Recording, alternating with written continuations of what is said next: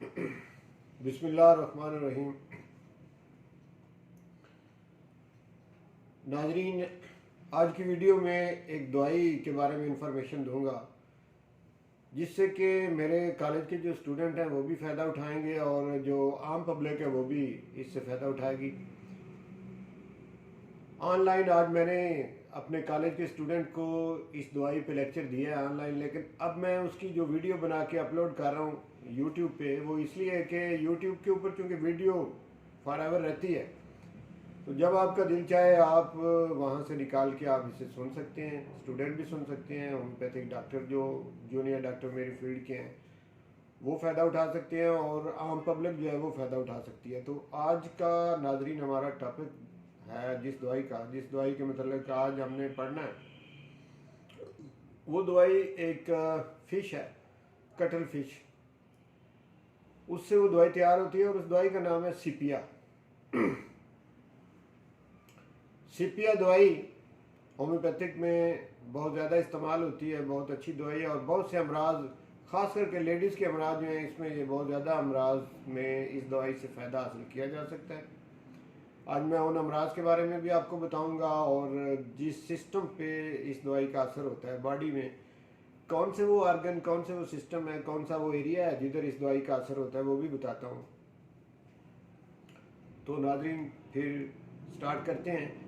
ये दवाई जिसका नाम सीपिया,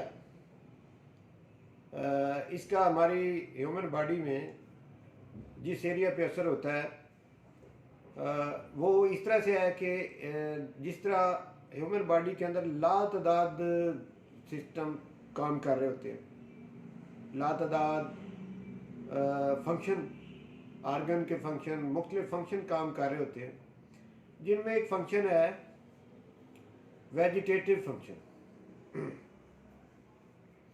वेजिटेटिव फंक्शन क्या है, पहले इसके बारे में थोड़ा सा आपको बताता हूँ। इसकी अगर आपको समझ आ जाएगी तो वही एरिया होगा इसका सीपिया का, कि जिस एरिया में सीपिया दवाई जो है इसका इस्तेमाल होगा। 3 एरियाज हैं, एक है न्यूट्रिशन, उसके बाद है मेटाबॉलिज्म और उसके बाद तीसरा है एंडोक्राइन ग्लैंड और उनके हार्मोन जो है। इन 3 एरिया को मिला के अगर हम कहें, तीनों एरिया का जो फंक्शन है इसको मिला के अगर हम बोलें तो इसको वेजिटेटिव फंक्शन कहेंगे।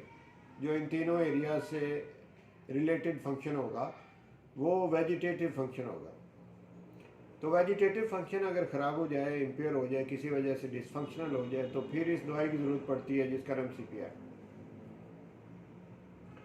पहले नंबर पे न्यूट्रिशन क्या है, इस पर थोड़ा सा आपको बताने की कोशिश करता हूँ कि रोज़ाना की बुनियाद पे आप जो भी खुराक खाते हो, जो भी डाइट आप यूज़ करते हो, उसमें आप अपनी तरफ से कोशिश करते हो कि मैं हेल्दी खुराक खाऊं जिससे मेरी सेहत अच्छी हो। आप अपनी हस्बे तथा दूध भी पीते हो, फल भी खाते हो, सब्जियां भी खाते हो, गोश्त, अंडे, सब कुछ आप अच्छा खाने की कोशिश करते हो कि जिससे मेरी सेहत अच्छी रहे। लेकिन इसके बावजूद अगर अच्छी खुराक होने के बावजूद आपकी सेहत अच्छी नहीं रहती तो इट मीन के वेजिटेटिव फंक्शन आपका जो है वो ख़राब है, यानी आपकी जो खुराक है वो सही तरीके से डाइजेस्ट नहीं हो रही। तो फिर आपको ज़रूरत है इस दवाई की जिसका नाम है सीपिया। अब इसका दूसरा पॉइंट जो है यानी मेटाबॉलिज्म क्या है। खुराक आपने अच्छी खुराक का इंतखाब कर लिया, अच्छी खुराक आपने खा ली, लेकिन इसके बावजूद उससे कोई बेनिफिट नहीं मिल रहा, तो एक कसूर और भी हो सकता है कि खुराक तो आपकी ठीक थी लेकिन आपकी बॉडी के अंदर जो मेटाबॉलिज्म का जो अमल है, जो एक मेटाबॉलिज्म का एक सिस्टम है, उसमें कोई खराबी है। अब मेटाबॉलिज्म क्या है, मेटाबॉलिज्म 2 तरह का होता है,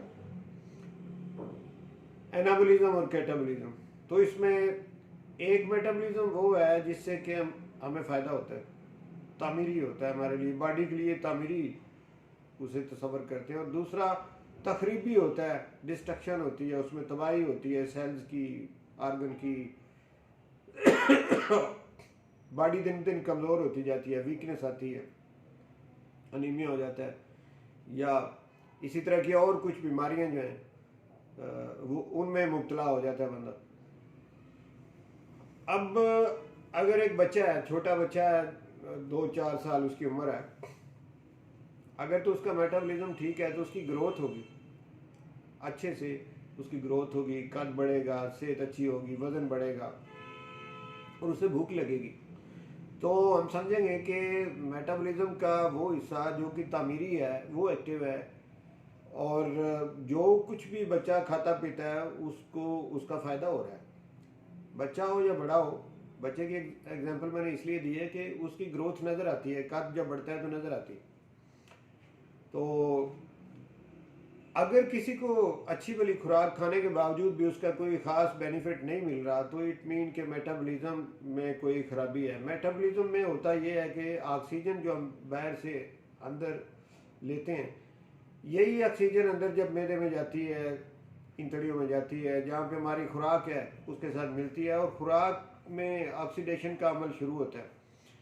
यानी इसी ऑक्सीजन की मौजूदगी में खुराक हमारी, डाइट हमारी, जो कुछ हमने खाया हुआ है वो बर्न होती है, जलती है, और उसकी बर्निंग के नतीजे में तवानाई जिस्म को मिलती है, और बाकी जो वेस्ट प्रोडक्ट होते हैं उन्हें जिस्म जो है वो खारिज कर देता है। तो ये मेटाबॉलिज्म का अमल होता है, ऑक्सीडेशन का अमल जो है ये मेटाबॉलिज्म के अंडर ही आता है।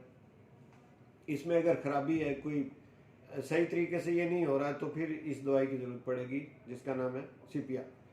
और फिर इसके बाद तीसरा इसका एरिया जो है वेजिटेटिव फंक्शन का, वो है एंडोक्राइन ग्लैंड और उनके पैदा करता जो हार्मोन है।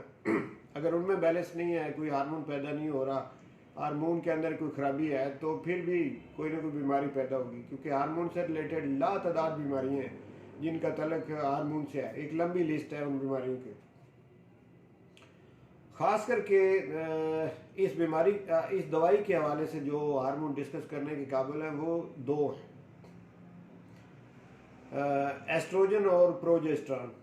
ये दो हार्मोन जो हैं ये लेडीज़ के अंदर उन ओवरीज होती है और वहाँ पे पैदा होती हैं। ये मेल में ये दोनों हार्मोन पैदा नहीं होते, ये फीमेल में होते हैं। फीमेल के अंदर सिस्टम थोड़ा सा डिफरेंट है मेल की निस्बत, ये खास करके ये जो रिप्रोडक्टिव सिस्टम है ये डिफरेंट है। फीमेल के अंदर राइट और लेफ्ट साइड पे दो ओवरीज होती हैं जो कि मेल में तो नहीं होती, और उन्हीं ओवरीज के अंदर ये दोनों हार्मोन पैदा होते हैं, एस्ट्रोजन और दूसरे का नाम है प्रोजेस्टेरॉन। तो अगर ये कोई खराबी ओवरी में आ गई है, कोई सिस्ट बन गई है, कुछ मसला बन गया जिसकी वजह से ये दोनों हार्मोन जो हैं ये पैदा नहीं हो रहा है या हो रहे हैं तो कम मिकदार में हो रहे हैं,